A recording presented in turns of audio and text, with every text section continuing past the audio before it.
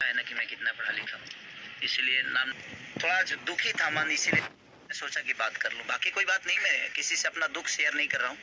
मैं अपनी जनता से अपनी बातें बता रहा हूँ कि हमारी इंडस्ट्री मुझे अपने गोद में रखती है, अपने गोद में इंडस्ट्री।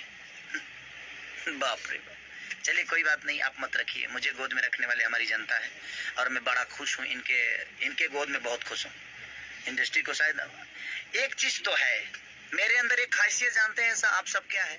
खास बात यही है कि जो मुझे दुश्मन मानते हैं उनको भी टाइम टाइम से मैं खुश रखता हूँ। ऐसे ऐसे अपने जैसे घटना कोई हो जाता है या मैं तकलीफ में आ जाता हूँ, और हर 2 महीने पे 1-2 महीने पे तकलीफ मुझे होती ही है, क्योंकि भगवान भी मुझे बहुत अच्छा एक्टर मानता है।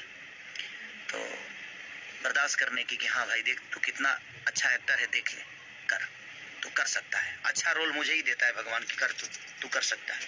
तो मुझे दुख नहीं है, और मैं अपने जो मुझे दुश्मन मानते हैं उनको भी मैं उतना ही खुश रखता हूँ जितने अपने जनता को।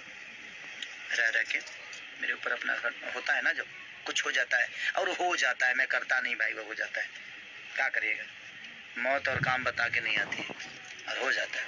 बट कोई नहीं, love you all, thank you so much.